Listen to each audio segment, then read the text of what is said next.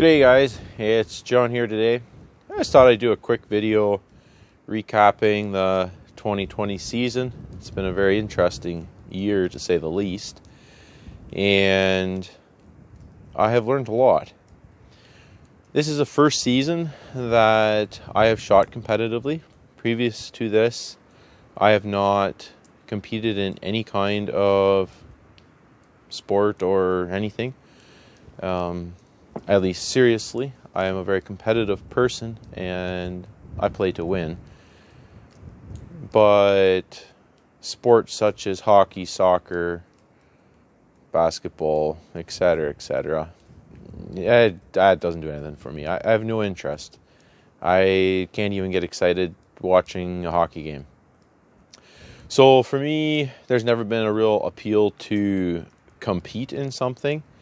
And I've just done my thing here shooting.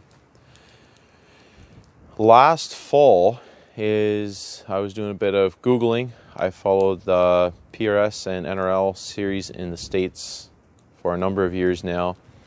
And it was really by accident that I found out about the ORPS and the CRPS. I went down to Guelph and shot an outlaw match there, and I was hooked. I was very surprised by the guys I met, and what I know now, I shouldn't have been surprised.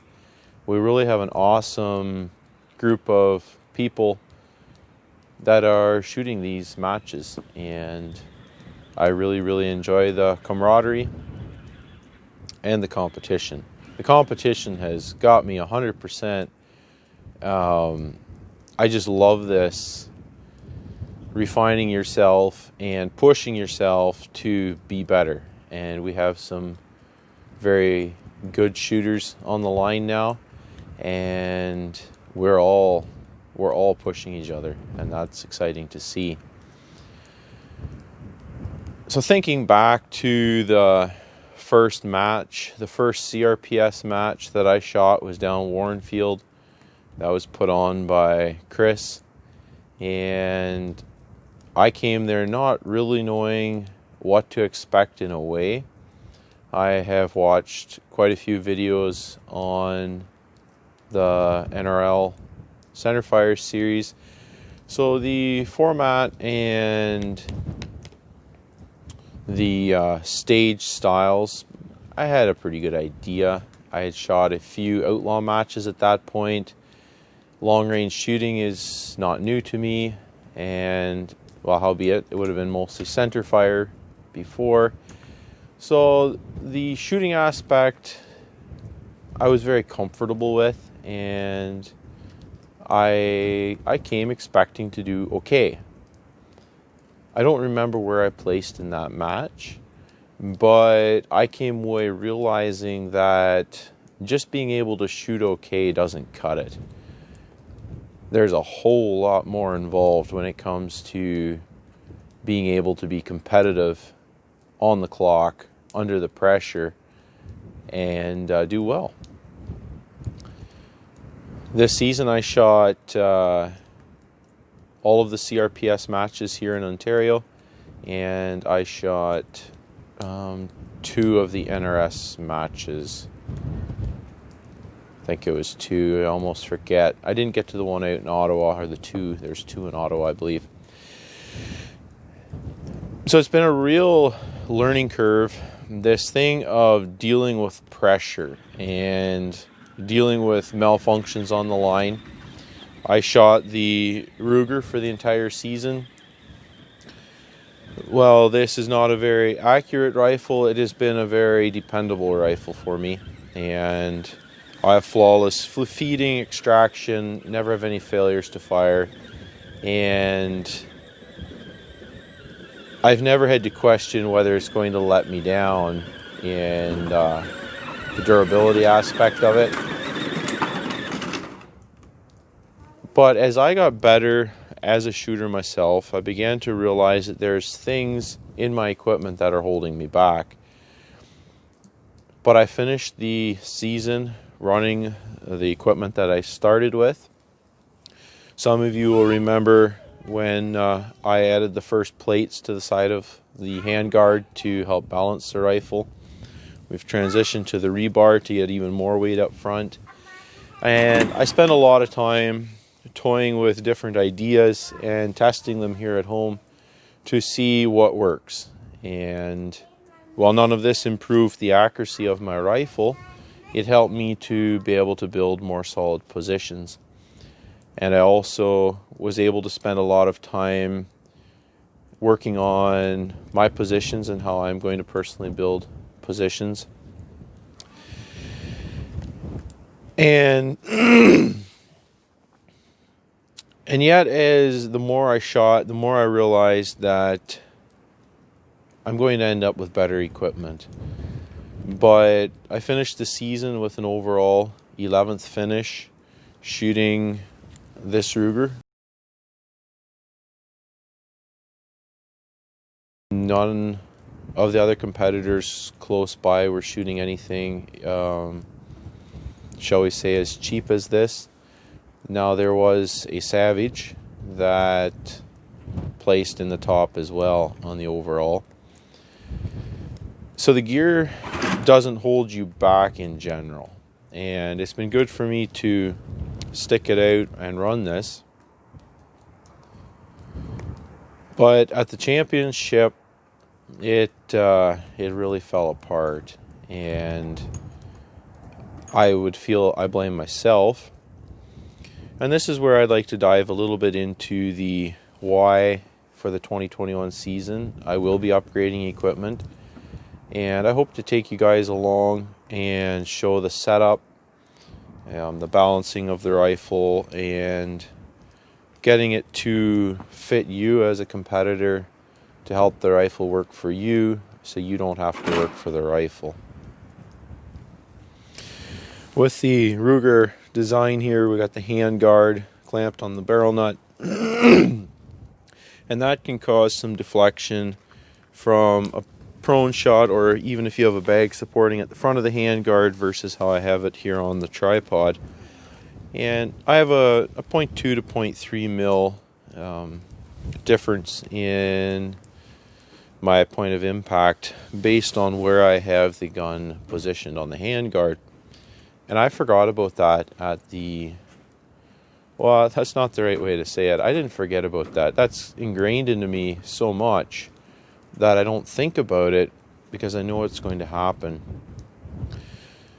But unfortunately, under the pressure of it being a championship match, I did not account for that on the prone stages, and I did very poorly on all of the prone stages. And that started to set a tone, and that is something we all have to be careful with, and why the competition part of this has so much importance. It's not just about the rifle and shooter. And that caused me to not be as fluid with my thoughts, and I started second guessing stuff. I started second guessing myself, and that caused me to lose more points, which tends to have a snowball effect.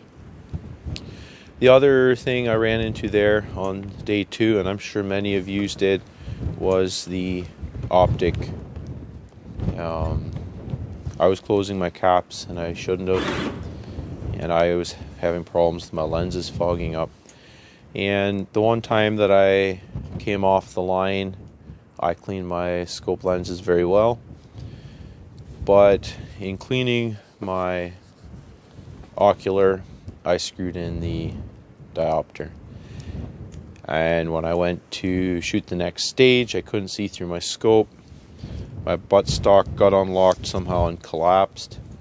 And it wasn't good. I think I had about 30 seconds left once I finally got my buttstock where I could see through the scope kind of and find the first target. It was the boat stage on the 370 yard target, I believe. So it wasn't good. And mentally that put me over the edge. Well, I felt On the next stages, I felt good shooting. I was missing, and I had no idea why. To this day, I don't know why. Had it got to me mentally to the point where I was starting to pull the trigger and do random stuff and not know it, I don't know. But it was a very frustrating end to the season. And so for the last month here, it's just about a month here, just before Christmas, I have done little to no shooting. I may have put 50 rounds through it there one afternoon. And I've taken a break and contemplated a few things. Developed some strategy going forward for the 2021 season. I'm going to be changing a few things for myself and how I shoot. And I'm going to be changing up my equipment. I feel I have gotten to the point now where I will benefit from better equipment. And I don't want to put out these videos to insinuate that you need to have top level equipment to be competitive. I proved it this year by placing 11th with this somewhat precision Ruger. I believe you can do the same. There is a lot more involved than the gear. But the next series of videos here, we're going to be focusing on gear. I have a ACC chassis coming, so that eliminates our possibility of any flex. I have a Rimex coming from Tom at Go Big Tactical, and Ryan at IBI has set me up with a barrel. We're going to be running a 26-inch heavy Palma initially anyway, and see how that works to try and balance the rifle with weight up front, hopefully being able to run a slightly lighter rifle. And if the 26 inch is a fail and it doesn't work, I do have a lathe, so I can shorten it and go to a 24 or a 22 inch. So I felt I would start long and see how that works. But as each of those components come in, I'm going to do a short video on why I chose that component, and we will set up the rifle, mount the optic, and go through ammo testing, gathering drop data, and chewing your ballistic calculator. This will take a fair amount of time. With the winter here, ammo testing isn't going to go the best. But as we go through the 2021 season, I plan on doing and completing that whole series on setting up your rifle. All of this will apply if you are shooting something like this or your CZ. The principles are all the same. And it's not about the class of rifle you're shooting. It's not about the amount of money you've spent. All of the principles of setting a rifle up to fit you still are the same.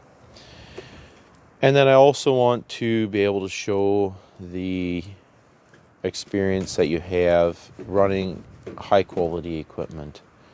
I bought this Ruger just because it was before I even knew about CRPS. It was just to be a plinker, and it's an ideal tool for that. They're economical to buy, and they're a fun little gun. Very adjustable for someone who's smaller, so I'll be definitely keeping this one around for my little guy to learn on. But when you decide to move up to high-end equipment, what can you expect? How does it operate? What are the benefits? And yeah, I'd like to show that as well as I go through the series. So if you have any interest in following along while we set up for the 2021 season and the processes that I go through to make sure that what I have is shooting where I want it and how I want it, then subscribe and follow along.